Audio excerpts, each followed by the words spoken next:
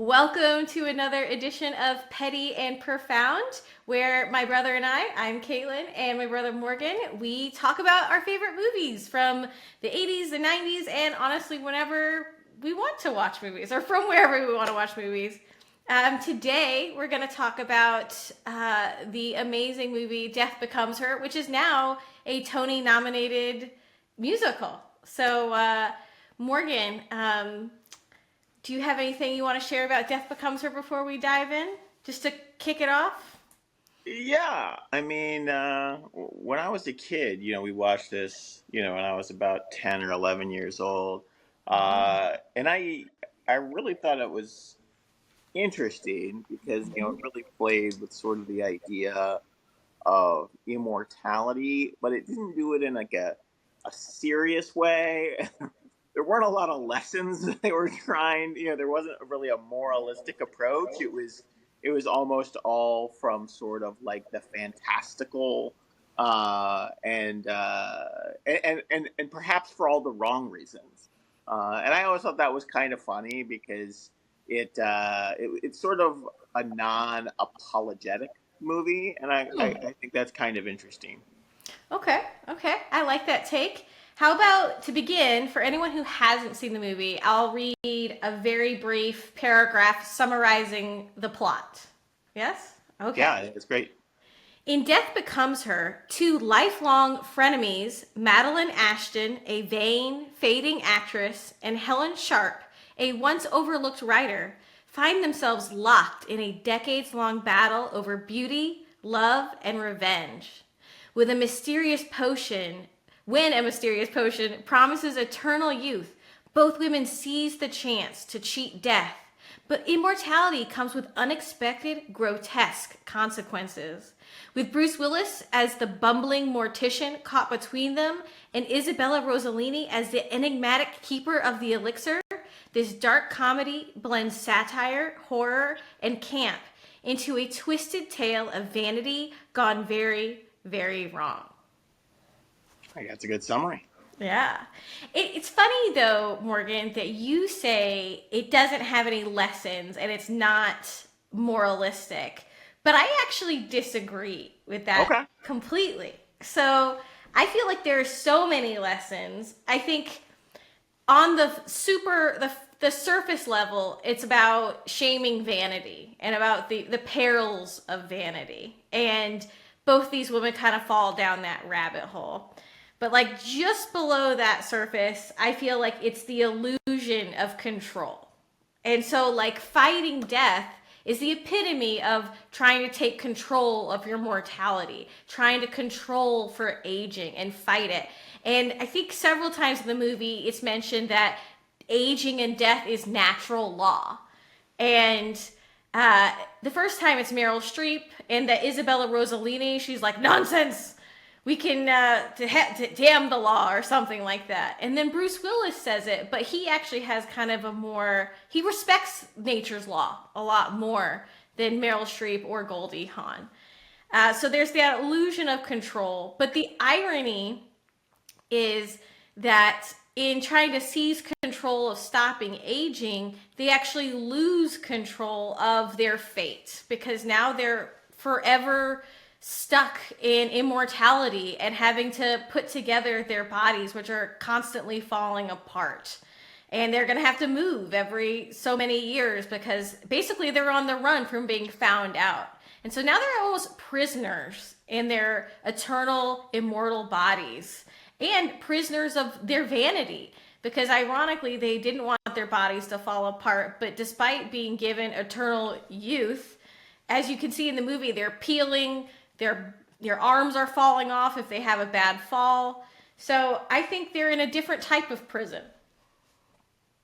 I uh, I respect your disagreement with my take. I do want to elaborate on it a bit, though. Uh, first and foremost, the movie, at least from my view, is a comedy. Mm-hmm. There's a lot of physical comedy. Like Yes. fight scenes. Like throwing the The javelin dowel, yeah. through, yeah, through the open hole. And then she sits on it, sits through it.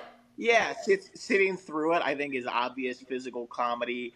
After she falls down the stairs, she gets up, pulls her head back on, and kind of walks around. So there's a lot of physical comedy. So I feel like they don't take it seriously. I don't think they Mhm. really take the consequences seriously. No, they And don't. not only that, if at the end when they have sort of like the big party, the big gala, it's filled with all these celebrities. James Dean, James Dean, Andy Warhol, Marilyn Greta Monroe. Garbo, yeah, Jim Morrison. So like they're clearly. I don't think the point is, you better learn your lesson. I think the point is, if you want to be rich and famous, if you want to be This is the true, cost. I think it's yeah, poking. This is the yeah. cost. I think it's doing two things simultaneously. Like, I think if this were like a drama or more serious, people would say, "Oh, well, like they really are kind of criticizing this fascination with youth, this plastic surgery culture." But Hmm. instead, I actually think they're embracing it. I think it's like tongue in cheek. I think they're kind of winking at you, like we're making a joke about it, but we're dead serious. This is what we believe in, and this is what we think is right, and all the other. And like I don't know. That's how I interpret it, but I understand your point too. For every movie, I like, I ruminate on it. I like try to, like, have my little crock pot. Think about, like, what is this movie really saying? And what is the message of this movie? What's the point? And, at first, again, at first blush, it seems like a love triangle, right? We have Madeline, who is Meryl Streep. We have Goldie Hawn, who is Helen Sharp. And then we have Bruce Willis. And Dr. Ernest Menville. yes, yes. But, I feel Bruce Willis is just kind of a plaything in between the two of them. Like he's just a pawn to see who's winning. Um, but if you boil it down even more, I feel like the moral of this story, because almost all of these movies from the 90s that we watch, have a moral. And this is what happens when you don't let go of pain and you hold on to resentment for your entire life and insecurity. And I think both Goldie Hawn and Meryl Streep did that. And that speaks to a whole other prison that these two women have willfully stayed inside. And so there's that, they later on in the movie they kind of refer back to how they knew each other early on. There's also when Goldie Hawn has her, I don't know, death shrine for Meryl Streep, but you see their high school photos, and you see Meryl Streep and Goldie Hawn there. That hints to that they knew each other in high school. And then during that death blows scene, uh, Meryl Streep says to Goldie Hawn, you thought I was cheap. You talked about me. Basically, you made me feel less than. You made me feel like I wasn't good enough to go to your parties. And you talked about me behind my back. And that really hurt. And Goldie Hawn, she's like, ultimately admits, yes, I did think you were cheap. And I said you were cheap. And as a method of revenge, Meryl Streep's like, I'm going to make her pay for that. Anytime any man loves her, I'm going to steal him away because I want to inflict pain on her. And so, thus begins a multi decade obsession with the other woman of beating them, the resentment growing, and just, it's never let go. And so, again, any man is just a pawn between these two women trying to like defeat the other. And so, if you think about this movie, it's like, wow, again, hurt people hurt people. And like, ironically, now they took this potion and they're spending all of eternity with each other. They spent their entire mortal lives obsessing about each other. And now they have this potion, this elixir, so they can just spend hundreds of years putting each other together. And so I think that's super ironic. It's like being so overcome with your anger and resentment that you can do nothing else. And I love that scene. Like, I think honestly my favorite part of the movie, just for humor purposes, is when Goldie Hawn has her mental breakdown. She becomes morbidly obese, has several cats. So she's a cat lady, and we actually watched this in the theater. I don't know if you remember that, Morgan. We saw this in the theater, and it was literally the first time I ever saw like someone in a fat suit in a movie, and she just looked very disheveled. And she opens up her pantry, and it's literally just lined with cake Frosting. frosting. And yeah, and she's eating it with her hands, like she's totally debased herself. And all she does, again, her hunt like dozens of cats meowing around, and she just watches the death scene of a Meryl Streep in some random B movie over and over and over again. And then she goes to the insane asylum, and I love it. They're like, "Do you have anything to say today, Helen?" And everyone's on edge. And then she says she wants to talk about Madeline again, and everyone loses it, and it's hilarious. I love it. So I think that the real lesson or moral of this movie is when you get so wound up in external things, external hurts, external image, and you don't have peace with yourself. Another random aside I have is I remember even as a kid thinking like, if I thought a woman would be most likely to steal my husband or steal my fiance, I wouldn't be dumb enough to go introduce them, especially if he has a thing for her. I don't know who that is. No, I don't have tickets. I don't consider myself a masochist like that. Like, it's like the women, and again, I'm not blaming the women that do this, but like hire the really hot babysitter. I consider it entrapment and just like, it's just asking for trouble. So I wouldn't do that. That would not be a choice of mine. Yeah, I mean, I certainly I don't understand the motivation of, if you already have sort of trust issues with a particular person. And even at the very beginning of the movie, she had lots of trust issues. I don't know why you'd sort of fan the flame, Mm-hmm. particularly when you're at that point in your life. Like it could have easily been sort of a healthy departure from that path. Instead, it Mm-hmm. was like, no, let's keep sort Lean of doing into it. yeah, let's keep sort of repeating the unhealthy behavior. Um, yeah, the both the her repeatedly watching like the death scene, and then also like the like the psych ward scene. Like they're very salient. They stick out. You I do. am totally uncomfortable watching it just because like it takes part of me is like, why are the police there? I mean, like usually you don't have 5 or 6 police officers forcibly you know uh Evicted. evicting a tenant. Like that's not usually like a highly criminal, highly physical kind of, it's just. And then also, when she's at the psych ward, how many times do you have to repeat the same story for everyone in the psych ward to react that way? I mean, she would have had to tell Yes. that story Yes. 1,000 times. Yes. It Even drove the other doctors, people yeah, nuts. even the doctors were like, "We don't want to hear about it anymore." Yes.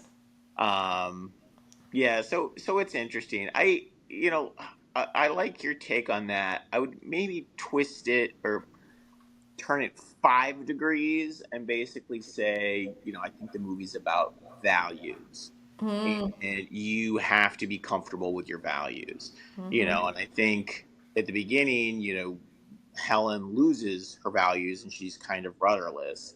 Mm-hmm. And honestly, I think, shortly after that, both the Madeline Ashton and the Ernest Menville, I think they've lost their way too. I think they've forgotten what they value. And strangely, at the end, I think everyone's decided what their values are. It's just they're not in the same direction anymore. Like the two people that are enemies are now friends again, and the person that was the prop, that was sort of the object of their affection, has sort of decided actually my values lie completely elsewhere. I don't really belong with either one of you. So I think it's about values, but I like your take as well. We haven't talked a lot about Bruce Willis yet. I would say honestly, Goldie Hawn is my favorite character in this movie, but I really enjoyed watching Bruce Willis in this movie, mostly because in most of his movies that I've seen, he's cool, he's confident, he's sexy, like he has command over his person and his body. But he plays a neurotic so well, like very anxious, insecure, like jumpy. Awkward. It's really enjoyable watching him play that guy. And at first, he's a little doubty. He's a plastic surgeon, but he's, understated. And interestingly, in choosing to go with Madeline, who never really loved him in the first place, and she's also just really narcissistic. Obviously that doesn't go well for him. He clearly descends into alcoholism. And 14 years into their marriage, he's not sleeping in the same bed and refers to her as it. So, he's in a bad place. He's not even the same type of doctor anymore. He's Oh yeah, he's a also mortician. He's not even a doctor. Yeah. So spray painting dead bodies. And one random thing I love is, and I didn't notice this when I first watched the movie as a kid, but you remember he in his study or whatever, he has his knife and he's always trying to throw it at right for the his bullseye. at the bullseye, and it's clearly like 8 inches off Right. every time. And then later on in the movie, when Goldie Hawn and Meryl Streep try to convince him to take the elixir, uh, that lady Isabella Rossellini, does the finger piercing and like touch it, only heals his hand, so he's younger. And that's what he uses to escape, because he has the knife and he throws it and it perfectly hits the light to turn out the lights so he can escape from there with his young hand. And so I'm like, ooh, I always like callbacks, even if they're super Sure. random, but I was like, that was very satisfying. So I appreciated that. But I would say Bruce Willis as kind of an impish, insecure man who's kind of been eaten alive by both these women. He's just very much a passenger in their story. And you see that he's nagged by ethics. And, is this the morally right thing to do? And he struggles with that. And I think he comes to peace with the fact that they're both technically dead. So he's like, I can walk out of this marriage because till death do they part. And then I love it, the funeral. He's now this huge humanitarian. He's had all these children. You saw this one person from Africa because he opened some school or some fund, and that's kind of funny. And of course, these women are so cynical. They never loved him. They didn't care. So they just cackle at his funeral, thinking he's a simpleton even in death. So I thought that was very amusing. Even though he's awkward and kind of cowering relative to the woman leads, he does have some good one-liners though. Like what? Yeah.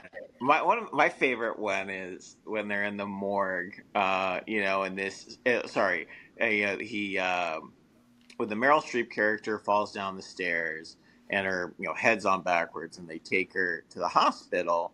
Um, you know, he's going around the hospital trying to find someone to look at her, but since she doesn't have a pulse and she's below 80 degrees, they mistake her for being Dead. dead, so She they like take fainted. her. She Right, fainted. right. Yeah. And he's like, "Where's my wife?" And they're like, "Oh, we're so sorry. Gonna be What so did you do mad. with her? What'd you do with her?" They're like, "We took her to the morgue." And he's like, "The morgue? She'll be furious."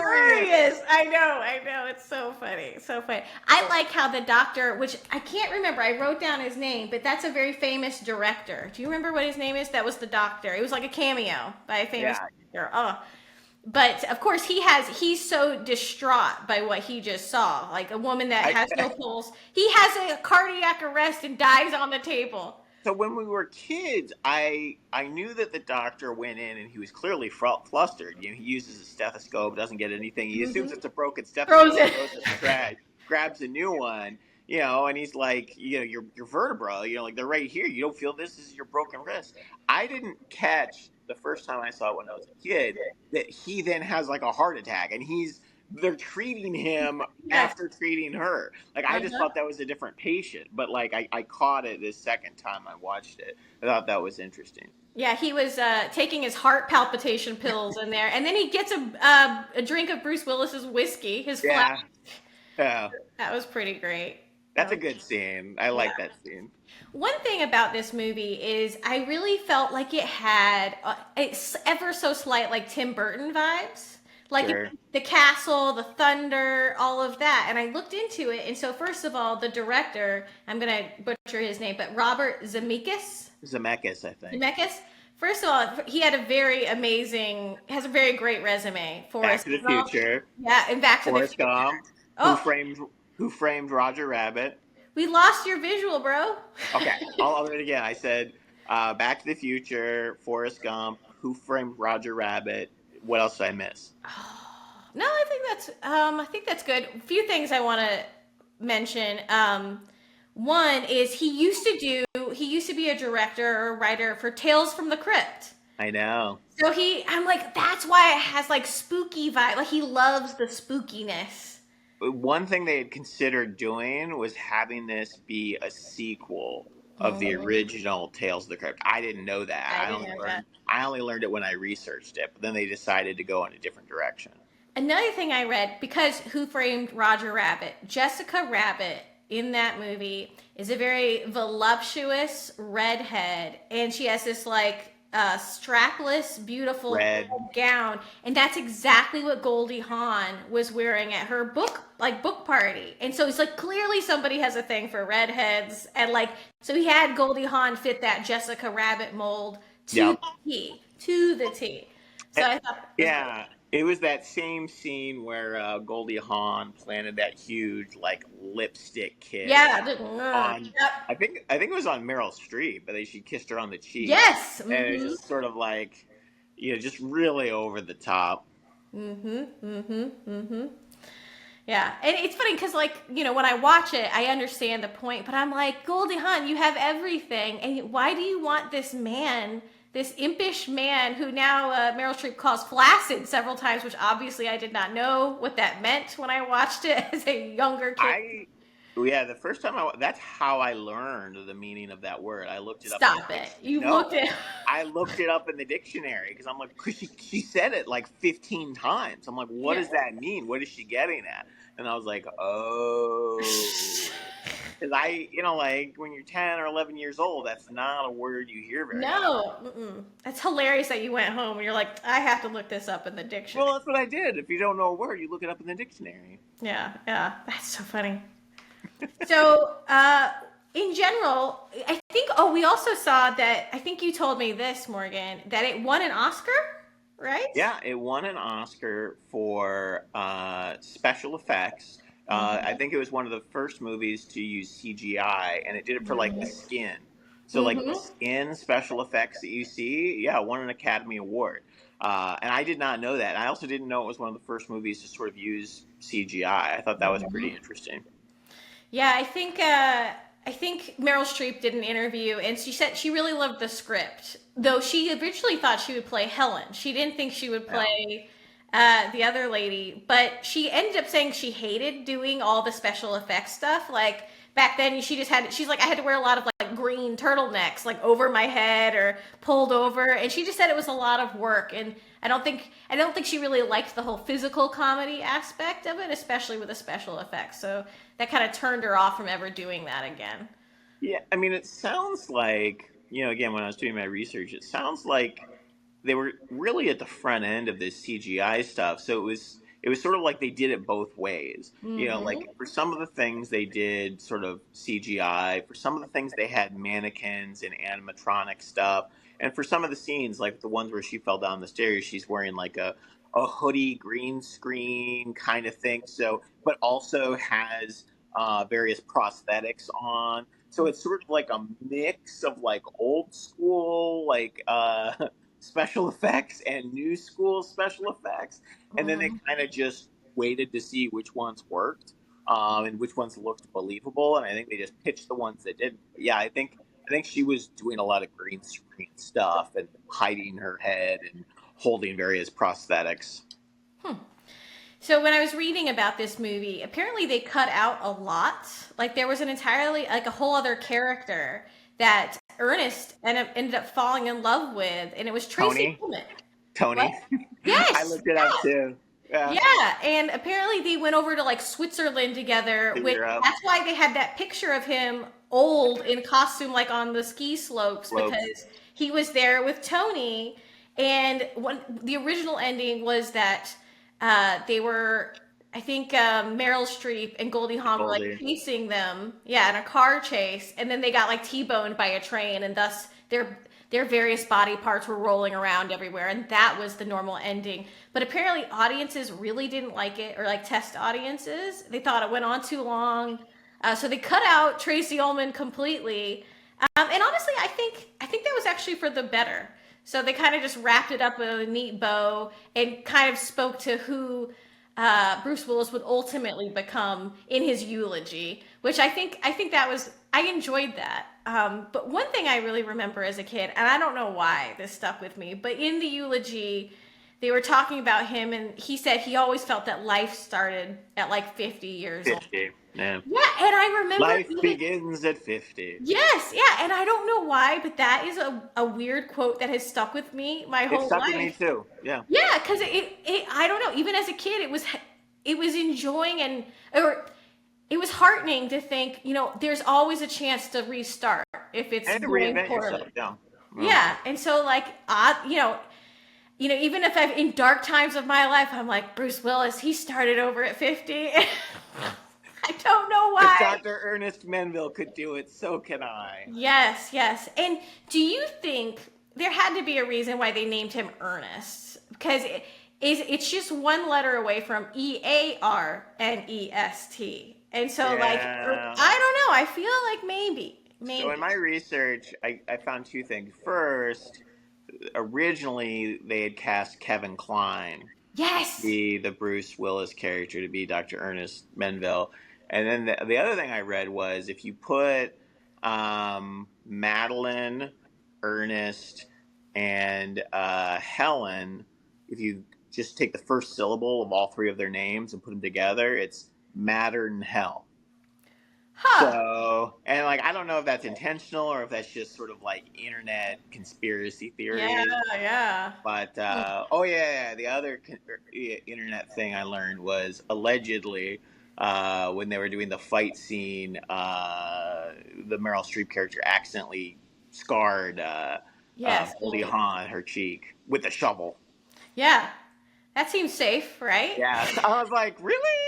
Like It was a real shovel? It wasn't yeah, like like yeah, I was like, shouldn't that be like a stunt double? yeah, yeah. Wasn't she a little too famous for that? Like Yeah, I'm like, could have been an eye, like I'm pretty sure someone should have thought that one out.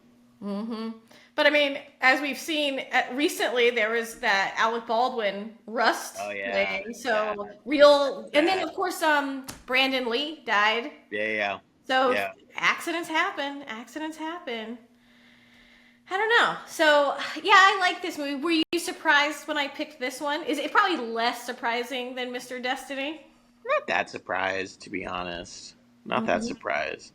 One thing I wanted to do before, one thing I wanted to mention before I forget is, like I always thought and this is intentional, but I always thought like taking the immortality potion, going to the mansion, meeting with this, dark and sorceress or whoever, played by Isabella Rossellini, who's obviously a famous model.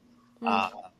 Uh, I like the fact that there's Fabio does a cameo. He's like one of like the bodyguards. Oh, I don't know if you noticed. I think I he was like did. the second or the third bodyguard, but Fabio's there in like the most ridiculous. They're all wearing ridiculous outfits. Yes, the outfits that they're wearing, they Yeah. look like they're He-Man. Like it's very You deliberate. you mentioned how like there was the alternate ending with the Tracy Ullman character. Another thing they had thought about doing was apparently making like the Leo von Rumen character 100 years old, or potentially the original Cleopatra. But they're Yes. like, no, we're just gonna make her 70. Like that's good enough. Yeah, I don't know why I think it would have been more interesting. Not certainly not Cleopatra, but it would have been Right. more interesting if she was hundreds of years old. Yeah. Yeah, I Uh, think so. but I did see that the box that the elixir is in, it has Egyptian like ornamentation on it. Sure. Because Yeah. I guess you look at it and you're like, oh yeah, that looks old. Something. Yeah. That looks legit. That looks legit. I always liked it how it like it was like balancing almost like on the tip of a pen, like on the tip of a Hmm. pin.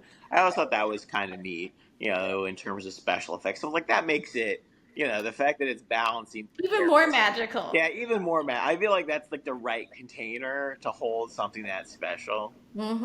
Mm-hmm. And I also remember when I was a kid, I was like, well, for Madeline Ashton, it's millions, and for Helen Sharp, it's probably her whole life savings. I was like what would they like what would the going rate be for all the other people? I was like, Yes. like if there was like a board, of all the prices, because it's just floating based on basically ability to pay. But I Mm-hmm. also thought that was interesting too. It's not, the price isn't your firstborn child. It's basically just a ton of A your lot of your money. wealth. Yeah. But I love, yeah, again, I feel like Meryl Streep has some of the best lines in there, along with Bruce Willis. But like my favorite, like one of my favorites is after she drinks, Isabella's like, now a warning. And she's like, now a Now. warning? Now? And then, originally Isabella, gives her the piece of paper with like an amount on it. And Sure. Meryl Streep's like, psh, I need to get out of here. That's Yeah. ridiculous. But then, she has the little hand thing and she's Yeah. The like, hand what? test. Take check? Yeah. Right. Yeah. That was pretty great. That was pretty One great. of the one of the lines I liked, one of the Meryl Streep lines I liked, is they were in like the car, the limo or whatever, and you could just feel the contempt, for the Bruce Willis character just rolling off Meryl Streep, Yes. and she says, "Could you just not breathe?" Yeah. Like apparently he's breathing too loud. She doesn't say, "Could you breathe quietly?" She Yeah, just says, "Could you not just breathe. not breathe?" Which is, of course, ironic because pretty soon, She will not be she breathing. will not be breathing. Mm-hmm. Mm-hmm. Yeah. Uh I like there are things I want to know, like, what when we okay, Goldie Hawn's in the insane asylum, and the therapist very unprofessionally yells at her and tells her to get over it because that's a great approach. Right. But Goldie Hawn finally has her moment of clarity, and she's like, "That's it. That's what I need to do. I need to like get how."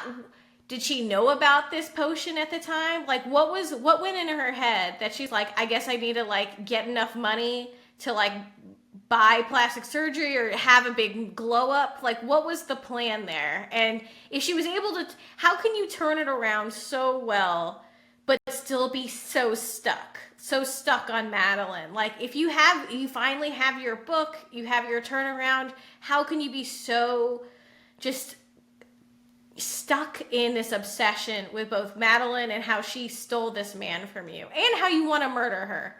So, but in some ways that's almost more realistic than what we usually see in movies because that's how people are wired. They're obsessive and they're not logical, and they'll think about things for decades and kind of just burn everything down to get revenge. So, yeah. Yeah, I mean, I always just viewed it as like a classic revenge thing. Like, she wanted her revenge.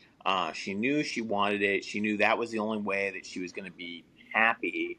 Is by, but like, I don't even think she wanted to be successful. I just think she wanted perfect revenge, and the only way for her to get perfect revenge is to be successful. So Mm. like, That it's was just a means to an it end. was all the achievements were Yeah, just it's sick. stepping stones on the way to revenge. Yeah. Because like she doesn't look happy at her book sign. Like like that's not her goal. The eye on the prize is revenge against Madeline. Mm-hmm. I read that Meryl Streep at the time of the movie being filmed, she was 43. And so I thought that was interesting because usually actresses, because they refer to her as 50 in the movie. And, what actress wants to be depicted as older than she Sure. actually is? But then Goldie Hawn, like, when did she have the potion? Because clearly she had it earlier than Earlier. Meryl Streep. So she was technically younger than Meryl Streep ever would be because she just took the potion a lot later, several years later. So if they're still competing, I think that would bother Meryl Streep. But Yeah, that's interesting. I didn't look up any of the ages. Um, I couldn't tell you offhand whether Bruce Willis is older or younger than the other two sort of like co-stars. mm-hmm. Um, but it's another sort of wrinkle of the movie, which I definitely did not pick up on Mm, when I watched it as a kid is sort of, there's a little bit of like a normative, bent in the sense that, you know, and it's easier to see it if you start with the end of the movie and look back. So if you start with the end of the movie where they're at the Bruce Willis funeral, and they're talking about all of his kids and all of his mm, philanthropy, and how he lived a full life, like that's very much of a conventional, a mhm, very normative, full life. mhm, Um, you know, and then if you kind of start at the back and go forward, it doesn't seem like, Helen or Madeline, they're never interested, in a normative life. Like I don't even think they ever talk about, having kids, mhm. like they don't seem involved in the community. They don't seem to be involved in charities, like all the stuff they laugh at them for at the funeral, like that's not what they're into. Yeah, Um, because they're so and like, selfish. They're so self-absorbed. and like I never really viewed it as sort of like, hey, we're intentionally not being normative because we're going this way.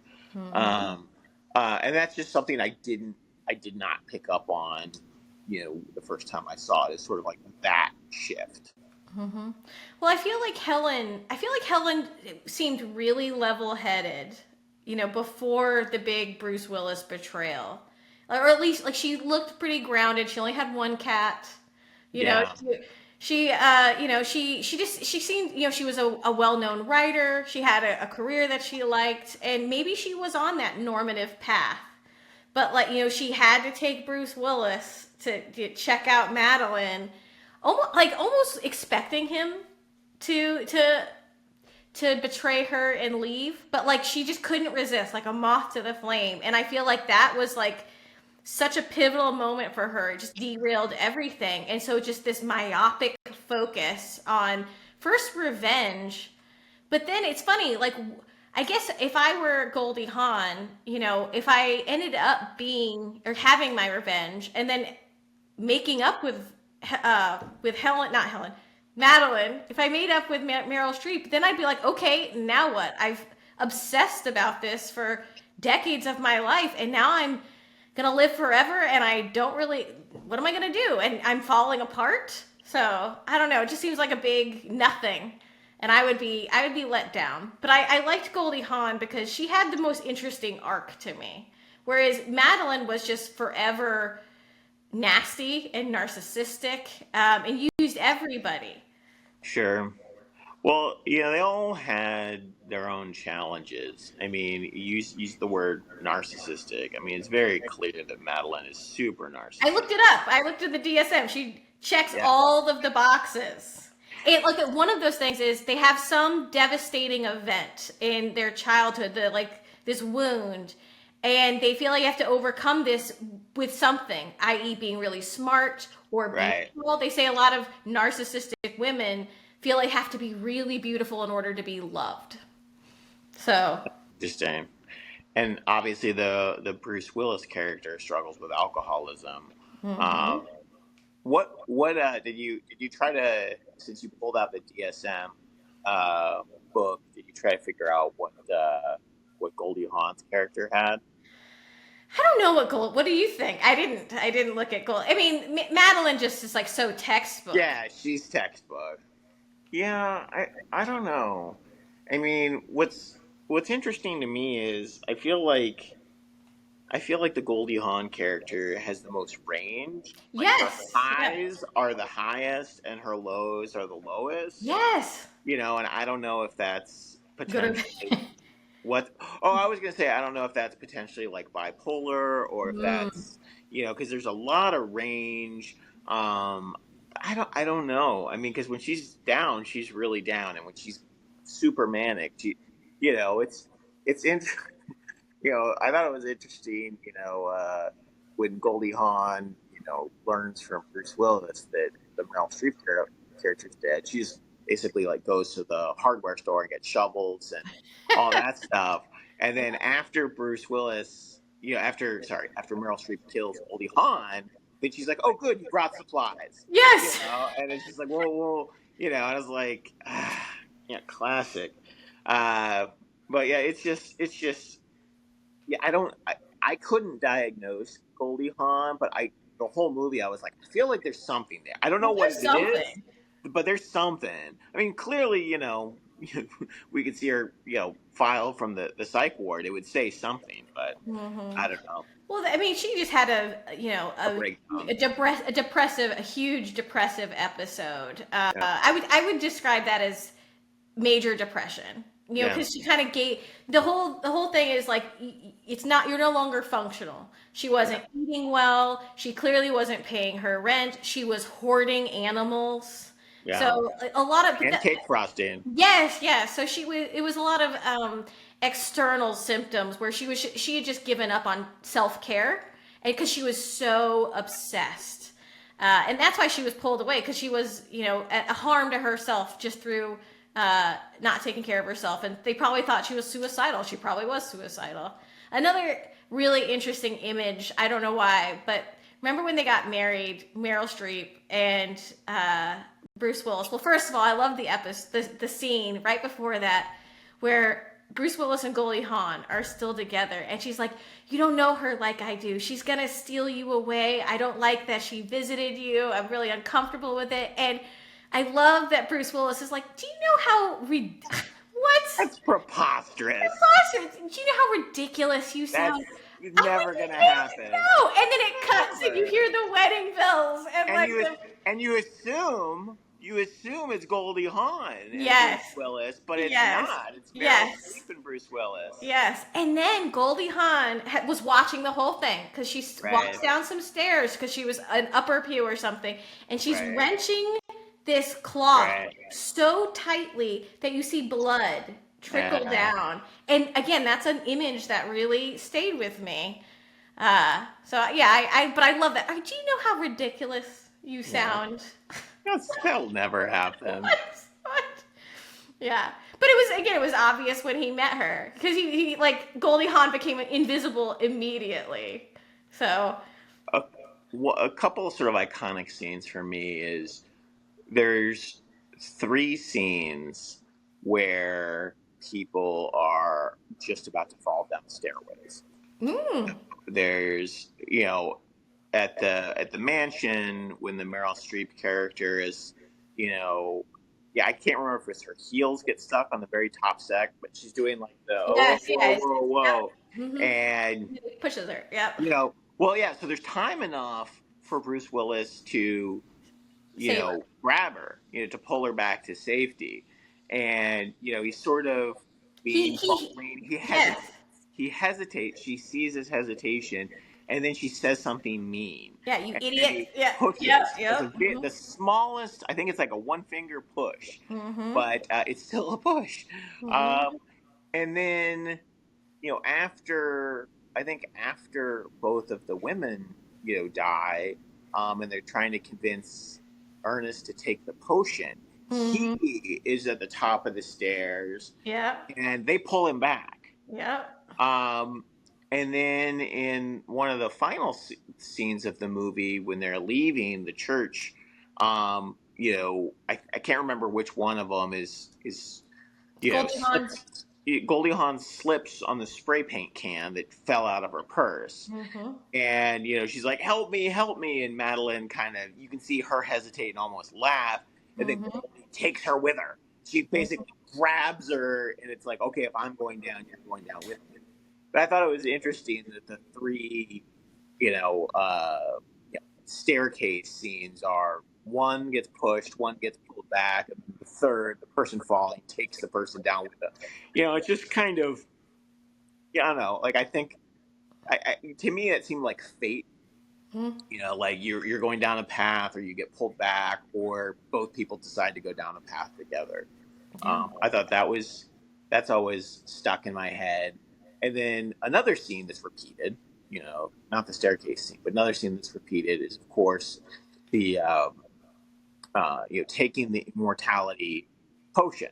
Mm-hmm. Now, you talked about earlier how about when Meryl Streep did it, it was like she took it and then she got the warning afterwards. Mm-hmm. Uh, but the with Bruce Willis, when they're trying to convince him to do it, I thought it was interesting because you know the Isabella Rossellini character, she's going on and on like, be young forever, you'll never get Mm-hmm. old, you never get sick, it's so amazing, it's so this, so that.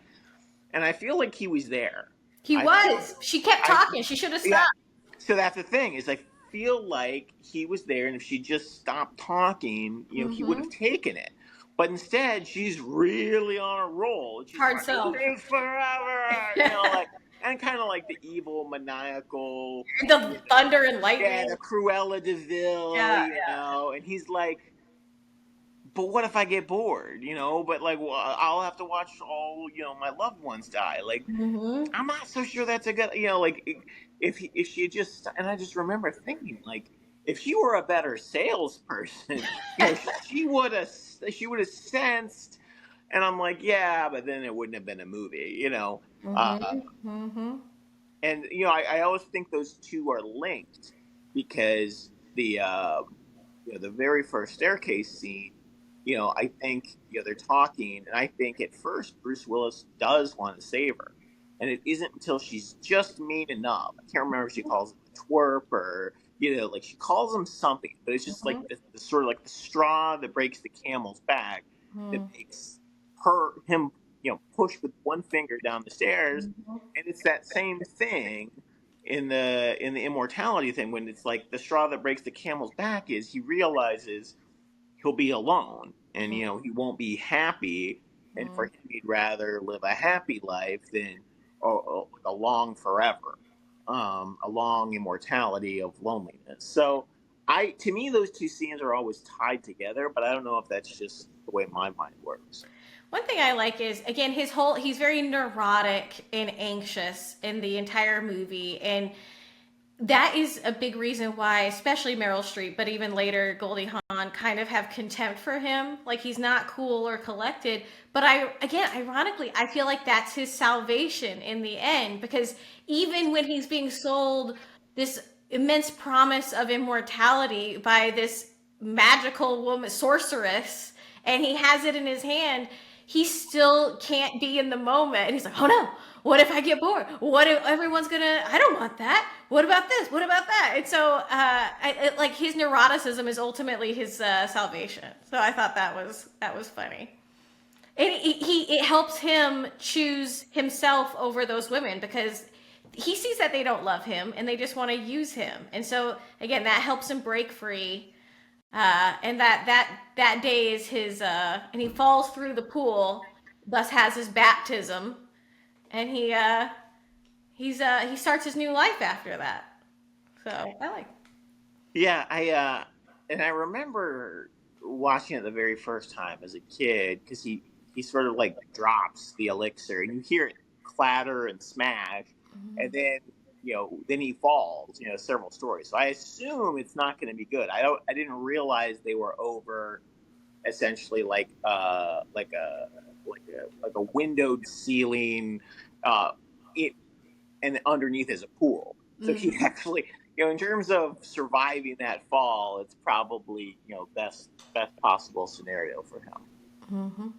So one last thing, and then we'll talk about our final ratings to keep this video short length. Why do you think it's turned into a very popular musical? You know, I think part of it is they're fun concepts Mm-hmm. and they're fun personalities, Mm-hmm. and it's really easy to do sort of like the one-liners and the zip. You can make everything in the movies pretty zippy. Mm-hmm. And like each scene is kind of fun. Like Mm-hmm. the doctor scene is fun, taking the potion scene is fun, Mm-hmm. having to like spray paint, like every scene is sort of a little bit, tongue in cheek. And I feel like that's the kind of stuff that works. It's not boring. It's It's just, fantastical. Yeah. yeah, it's fantastical, and honestly, the any of the deadpan lines are sort of taken by the Bruce Willis character, but everyone else is like out there and they're fun, they're Mhm. energetic. If anything, they're too energetic. They're sort of they're all dressed to the nines. Jessica Rabbit I outfit. know. I mean, even when uh, you know Bruce Willis character is leaving, he's decided he's going to quit drinking alcohol. He's moving on. Like I like it that he's like packing his luggage frantically, and he's still packing it in like a beautiful Louis Vuitton. I'm like I'm like I would love that luggage. Like that is amazing luggage. Hmm. Um, yeah, but yeah, but it just made me laugh because it's not like he's grabbing something from like, oh, here's my luggage from Target. It's like, oh, let me grab The Louis. the overnight bag from yeah, let me grab the Louis. This 5,000, probably at the time now, like $15,000 luggage. Yeah, it's just, but I like it just because I like. I mean, one of the reasons I like the movie, other than the concepts, is it's like it's very chic. It's very stylish. And even then, like with like the characters at the end, yeah, like they, like the Andy Warhol, the James Dean, like they have like the old school cars and stuff. They're trying to be glitzy. They're trying to be Hollywood. I think it's interesting that you mentioned that he packed in the Louis Vuitton bag because another part of this movie is like the banality of fame and wealth Mm, because it's what Marilyn I don't know if I said Marilyn Monroe, but it's what Madeline really Madeline. wanted, and Bruce Willis, he's a plastic surgeon, so they had money, and Madeline had fame, and it wasn't enough. It was never enough. It's not just that it wasn't enough, it's that it was basically nothing, Yes. like they when they I mean you see it most pronouncedly when they're like trying to wake Bruce Willis up with his Bloody Mary or whatever. It's like this guy, even though he's living in a mansion and he's Miserable. miserable, and held captive in his Mhm. own life, and like he can't even wake up, without a stiff drink, and like Yes. it's sad. Yeah, but and thing is, that's again, a lot of it is pointing the fingers at Hollywood as it is, because there are so many stars that have lived that experience and died in that experience because they chased wealth and fame, and clearly it didn't remove any of the demons that those people were already trying to get rid of, to exercise. And What so again, that's another lesson. And then he eschewed all of that, and then had a very fulfilling life when he did the more normative uh, philanthropy and being a family man and traveling. And so, yeah, all of that surface level stuff was meaningless. So, one other thing I want to point out about the settings of the movie is just about every scene had a mirror in it. So, like when Bruce Willis is telling her, you're crazy, I would never leave her. There's a standing mirror, so you can see his face while he's talking to Goldie Hawn. And so many of the scenes, and because that's underscoring that it's all about surface level and vanity, mirrors everywhere in rooms you wouldn't necessarily expect them, and often it's so you can see the face of the person who's turned away from the camera. But I can't think of a movie I've seen recently that has so many very mirrors? deliberately placed mirrors. So there's some symbolism there too. Yeah, I like that, and it's not just the reactions, but like you said, it's really driving home sort of like the vanity, the superficiality. Appearances, yeah. Yeah, Yeah, if you listened to Bruce Willis and the women, they both said, "I love you" or "I care about you." "Oh, it's so good to see you." But of course, they hate each other. And Bruce Willis, "Oh, I would never leave you." He's looking her straight in the eyes. Mm-mm, would never do that. Leaves her. And so again, all the appearances don't matter at all, and they don't speak to the truth. So there's another scene I like, and it might. I don't know if it's a. I don't know which scene it is, but uh, or when. I mean, where in the sequence of the movie it is. But it's a lady comes up to Bruce Willis at the bar, and she's like, "Hey, Yeah. I just want to thank you. You did such a great job with my aunt's funeral. Like, Yes. I'd never seen her look Look so back. beautiful." And she's like, "I just got to know your secret." And he's like, "No, no, no." She's like, "No, really, please tell me, what's your Hmm. secret?" He's like, "I'll tell you, like spray paint." He's like, "Those dead pores, they just don't hold moisture the She's same. horrified. Really got it." She's And she disgusting. was completely mortified. Hmm. I always love that because it's like people are always like, "What's your secret?" Or, "Tell me what you're interested in."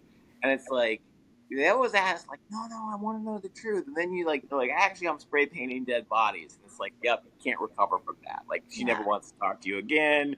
She never, like, if she sees you in the future, she's going to walk the other way."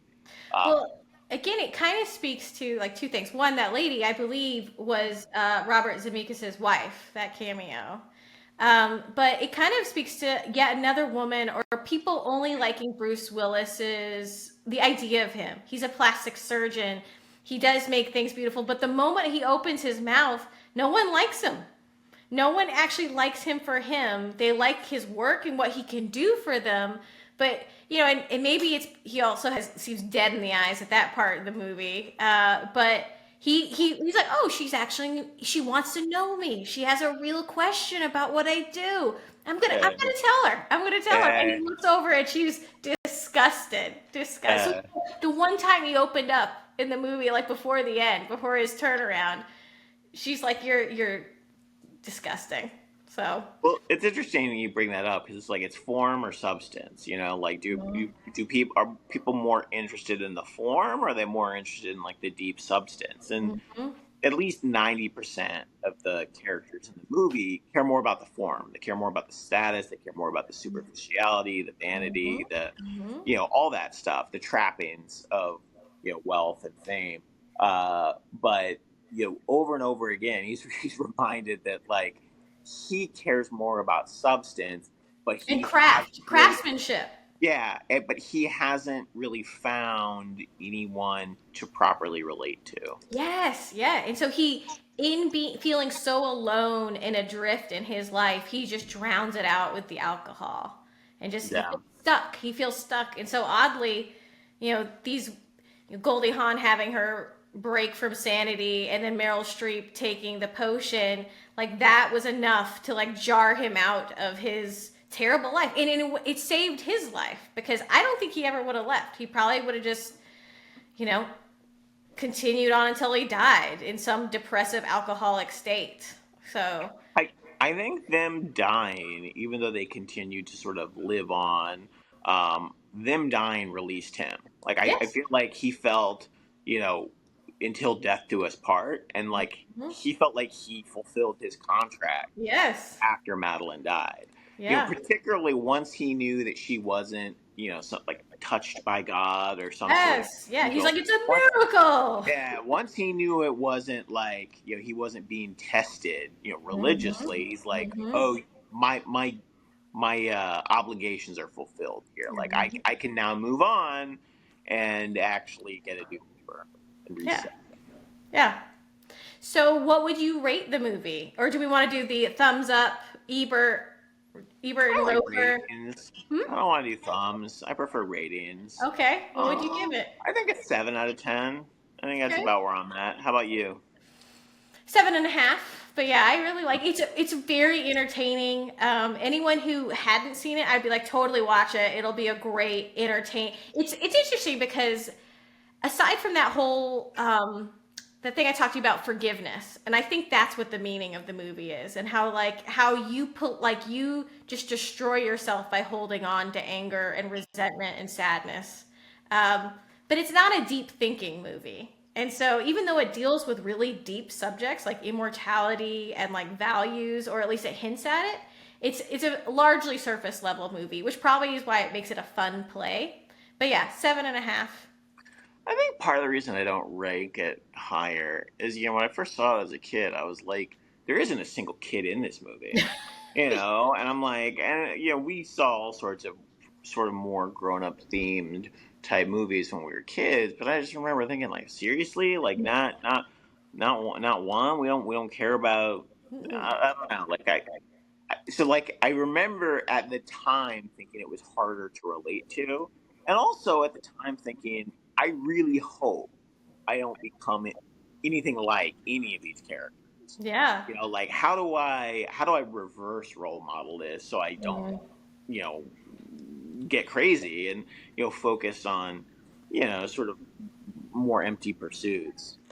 Yeah, the two things I thought, Goldie Hawn in her with her cat hoarding and the frosting, Oh yeah, that's like, you don't want to end up like that, don't right. lose yourself. I thought the reverse role model, Yeah, like, that is stuck in my head as like yeah. a warning sign. And You then can never own more than one thing of yes, cake yeah, frosting. cats beget cats, and don't get more than, unless you have a party coming up, just Yeah. don't have it in the And house. even then, you got to throw it all away. Anything you don't Yeah. use at the party, you got to throw it all away. And then Bruce Willis, reverse role model, but then it's like he can still turn it around. You can still have a full life, even if I screw it up at 50. I can still do it. So Yeah. yeah, yeah. Yeah. It's reassuring, even now. Like the life begins at 50. I It, think. it does. I It think. is reassuring. I think there's a lot of truth to it. Like I like to think like you can live whatever life you want to. Or there, like, a life can have many pockets. Like, he was Yeah. the plastic surgeon where he was pretty successful, and then he had that really bad Yeah. 14-year marriage where he kind of descended into alcoholic depression. But then he had his rebirth and started over again and had a very full life. If you notice at the funeral, I think all his children were redheads too. Like, I don't know what this director's thing with redheads is, but Yeah. it's definitely there. Well, I think that wraps it up. We're at 1 hour and 1 minute. So, yeah. I guess one other final thing. Mm-hmm. I remember even as a kid, I remember thinking like, if you marry someone and it's all about them, like in this case, obviously it's Madeline Ashton, pure narcissist character. If you marry, a pure narcissist, there might not be enough oxygen in the room for both of you. Oh, yeah. It might only go to sort of that narcissistic personality, because like they're like that's how they're wired. And I remember thinking even then, like even if someone is very you know a star and is a wonderful voice and is in the movies and has a million things going for them, like if there's not room enough for two people in a relationship, it might not be a good and I distinctly remember that even as like a 10 or 11 year old being like there has to be enough room for both people or it's not really Mm-hmm. it's not going to work out. Someone's going to end up miserable, maybe both. Well, and another thing is, she only ever liked him for what he could do for her. And Sure. so there's the first thing is absolutely wonderful. I can hurt Helen. I can destroy Helen, steal something from her. That's a win already. And then secondly, more vanity focus. He's a plastic surgeon, so she's an aging star who probably would love to have a plastic surgeon just right there in her back pocket, so she can access his prestige Yeah. and his skills. And then, of course, uh, then he knows how to, paint and embalm dead bodies, which is perfect for the undead. So he was the perfect tool for both of them at different stages of their lives, but they never liked him for his humanity. So It's like vertical integration. It's like, hey, if I marry this guy, then I'll be able to get plastic yes. surgery for a good deal. I'll be able to get Mm-hmm. the appointments, and but like I do think there are certainly marriages like that. I mean, particularly in Hollywood, I think all the time, Power couple. various stars are marrying directors and producers and things like that, and then suddenly their career, instead of being over at from A to B, it goes on from to C to D to E, and kind of has an additional extension. So that also is a way of extending your career, extending your Yes. livelihood, which is Yes. obviously a theme of the movie. Mm-hmm. Mm-hmm. And that's why that's the only reason they wanted to keep him alive, because they selfishly wanted him there to help preserve them and be their slave, basically.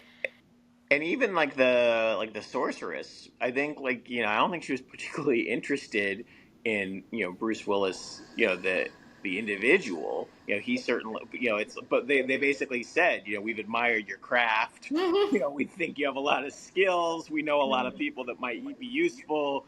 So Mm-hmm. again, it's just like like he's being used, like for his form and like his trade, even though his personality they couldn't care less about.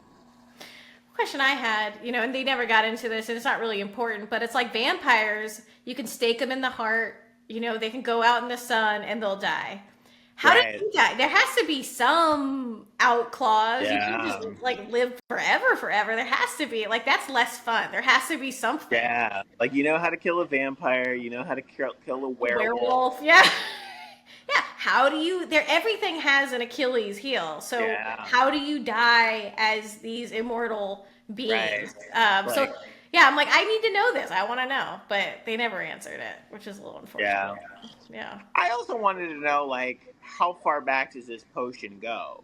Because Yeah. clearly it goes back at least, and not only that, where's she getting all these potions? Yes. Yeah, she clearly has a closet full of boxes and potions. Mhm. I want to know, like, does she make it herself? Does she just Mhm. have like a big barrel? And there's Yes. only, it only goes. She only has 1,000 doses, so she has to be Yes. careful about who she gives it to. Yeah. I also want to know how why didn't she talk about, you're going to have to maintain your body. You're going to start falling apart. Why did, if you're having like a party every year, like it's like a conference of undead people. And if you're going to have a conference of undead people, they'd have to be talking about like, this is where the best place to live is, or like these are the Right. best timeshares that you should stay at. And here's like we have a treatment plan to it didn't seem very well thought out. Like if these people have lived for decades and decades, you need to have a plan and a process for keeping your body looking good. So Yeah. Yeah, and that's again going back to it was a comedy. It wasn't mhm. a serious show because I think if it were more serious, it would have gotten into like some of those details. The upkeep. I want to know the maintenance Yeah, because she looked really good. So what was her trick? What was her her secret? I don't know if you knew this. She had a body double I for like did. I saw that. I'm like, she's a model and she's she a needs a model and body she still double. has a body double. Yeah, and Meryl Streep had one too, for when she was on the coffee table being spray painted. I mean, I Yeah, get Meryl Streep, she's a dignified actress. I wouldn't right. want my naked body just Yeah, there. But like a model has to get a body double. Like that's a sad day when she yeah. feels like her, like, or they feel whoever felt that body was not good enough. Who's before we go? Who's your favorite character? I like Goldie Hawn. She's my favorite. Okay.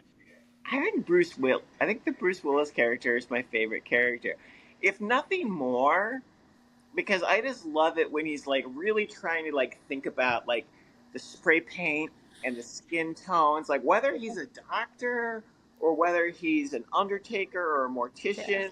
like he's he's focused on his own pursuits, and Mm-hmm. like I don't think he's even necessarily aware of like a lot of the other tension and stuff. I Yes. but I like his laser focus on stuff that no one else cares about. Like Yes. for Yes. whatever reason, like I like that. It makes me laugh. Yeah. He's a very enjoyable character because he's so one thing there's some actors who they play the exact same person in every movie.